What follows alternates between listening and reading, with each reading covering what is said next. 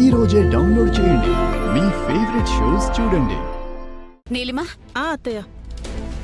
వంటగదిలో పాలున్నాయో లేవో చూడు. ఉన్నాయి అత్తయ్య. కాఫీ ఏమైనా పెట్టివనా? ఉహుం. ముందు ఆ పాలు వేడి చేసి పట్రా. ఉమ్.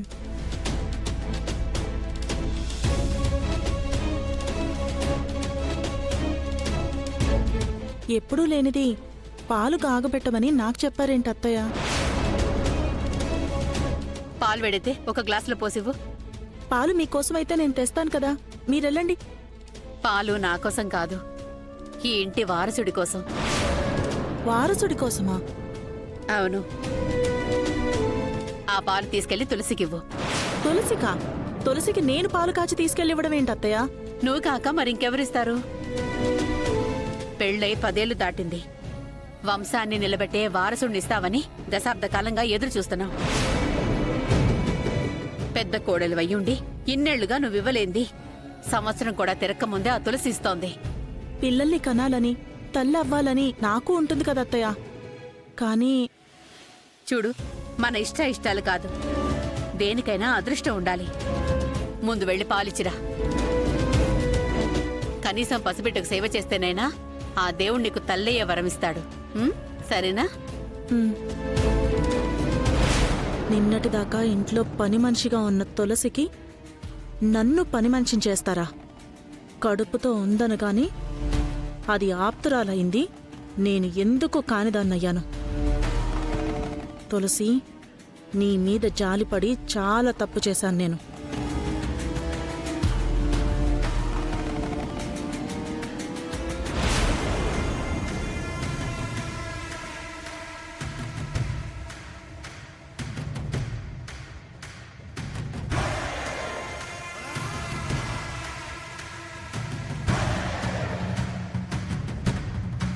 తులసి, అక్క, ఇదిగో ఈ పాలు తాగు. మీరెందుకు తీసుకొచ్చారు? నేను కాకపోతే ఇంకెవరు తీసుకొస్తారు తులసి? ఏం లేదక్క, నా కోసం మీరు శ్రమ తీసుకోవద్దు. సరే, మనం తర్వాత మాట్లాడుకుందాం. ముందు ఈ పాలు తాగు, చల్లారిపోతాయి. కాసేపు అయ్యాక తాగుతానక్క. నువ్విప్పుడు తాగాకే నేను ఇక్కడి నుంచి వెళ్తాను. లేదంటే అత్తయ్య నన్ను కోపడతారు. ఏంటదినా, పాలు మీ చెల్లికే తీసుకొచ్చావు? ఈ ఆడిపడుచుకేం లేదా? ఇప్పుడు మన ఇంట్లో అందరికీ నీకన్నా నాకన్నా తులసే ఎక్కువైపోయింది కీర్తి. అయ్యో, అలాంటిదేం లేదక్క. నేను చెప్పేది నిజం తులసి. నువ్విప్పుడు ప్రెగ్నెంట్ కదా, అందుకే నువ్వు చాలా స్పెషల్. అందరూ నీ గురించే ఆలోచిస్తున్నారు, నాతో సహా. ఇదిగో పాలు తాగు. ఆరోగ్యం జాగ్రత్త.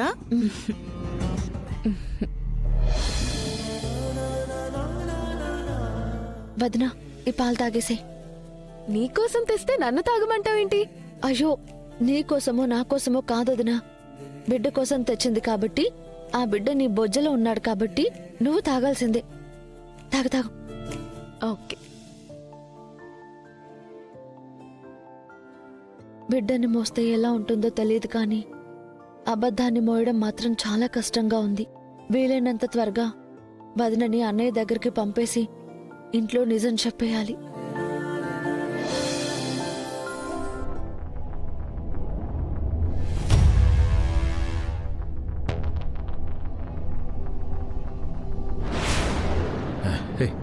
ఇదేంటి ఇలా ఉంది?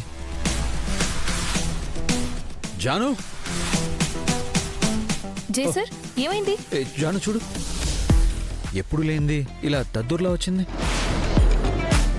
నిన్న నేను ఇంజెక్షన్ చేసింది ఇక్కడే. అంతా మర్చిపోయారనుకుంటే మళ్ళీ అనుమానం వచ్చేలా ఉంది.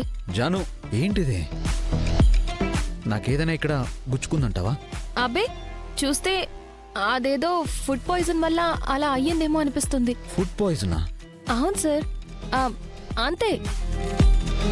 ఆ ఆయింట్మెంట్ రాస్తే తగ్గిపోతుందిలేండి. మరి నీకు కూడా ఇలాగే అయిందా జాను? లేదు సార్, నాకేం కాలేదు. అదేంటి జాను, మనిద్దరం ఒకే ఫుడ్ తిన్నాం కదా. మరి నాకు ఫుడ్ పాయిజన్ అయినప్పుడు నీకు కాకుండా ఎందుకుంటుంది? మీరన్నది నిజమే సార్, కానీ నాకు అలా ఏమీ కాలేదు. లేదు జాను, ఖచ్చితంగా నీకు కూడా ఇలాగే ఎక్కడో అయ్యే ఉంటుంది. ఉండు, నేను చూస్తాను.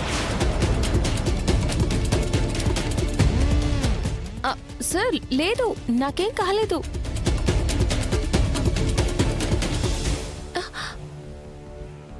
అయ్యో సార్, నాకు నిజంగా ఏం కాలేదు సార్. సార్ ఏం జాను, కాలేదు చూడు, నువ్వు ఆగు జాను. సార్. అరే లేదు, నాకేం కాలేదు.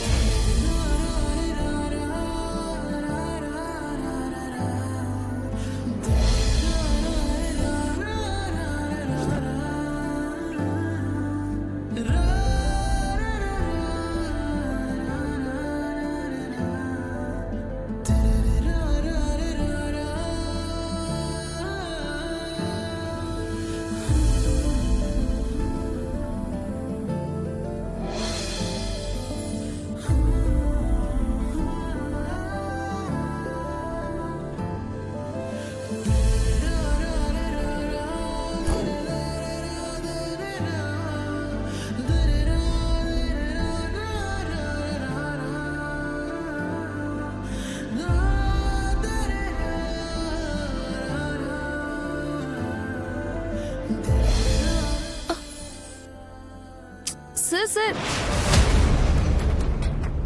చూసారు కదా, దద్దుర్లు ఏమైనా కనిపించాయా? లేదు జాను, అంటే ఇప్పటికైనా నేను చెప్తుంది నిజమని నమ్ముతారు కదా? నేను నమ్ముతాను జాను. నీ ఒంటిపైన ఎలాంటి సిమ్టమ్స్ లేవు. అమ్మయ్యా, బతికిపోయాను. కానీ ఒంటిపైన రాలేదు అంటే ఖచ్చితంగా ఒంట్లో ఏదో జరిగే ఉంటుంది. ఒంట్లో ఏదో జరగడం ఏంటి సార్? ఎందుకైనా మంచిది, పద హాస్పిటల్కి వెళ్దాం. సార్ నాకేం కాలేదు సార్, నన్ను నమ్మండి. లేదు జాను, హెల్త్ చాలా ఇంపార్టెంట్. అందులోనూ నీ హెల్త్ నాకు ఫస్ట్ ప్రయారిటీ. సార్ ఏంటి సార్ మీరు చిన్నదానికి ఇంతలా టెన్షన్ పడుతున్నారు? నా ఒంటిపైన కనిపించేది చిన్నదే కావచ్చు జాను, కానీ నీ ఒంట్లో కంటికి కనిపించింది ఎంతలా ఉందో ఆలోచిస్తేనే చాలా భయంగా ఉంది నాకు. పద ముందు హాస్పిటల్కి వెళ్దాం. Sir sir sir sir sir please, నేను చెప్పేది వినండి.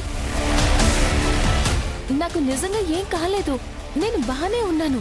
అదే మాట డాక్టర్ చెప్తే వినాలనుంది. అప్పటిదాకా నీకేమవుతుందో అన్న టెన్షన్ నేను భరించలేను. ఇంకా టైం వేస్ట్ చేయకు, పద హాస్పిటల్కి వెళ్దాం. ఇప్పుడు కనుక హాస్పిటల్కి వెళ్తే అది ఫుడ్ పాయిజన్ కాదు, ఇంజెక్షన్ చేశానని తెలిసిపోతుంది. సార్ని ఎలా ఆపడం? వైకుంఠం, సార్ వైకుంఠం. సార్, కార్తీ, మనం అర్జెంటుగా వెళ్ళాలి. ఎక్కడికి వెళ్తున్నా సార్? నీకు ఆల్రెడీ లొకేషన్ పెట్టాను, చూడు.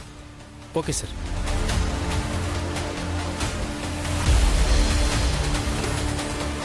ఎక్కువ దేవుడా, ఇంకా ఇంజెక్షన్ విషయం బయటపడకుండా నువ్వే నన్ను కాపాడాలి. జాను, ఎక్కువ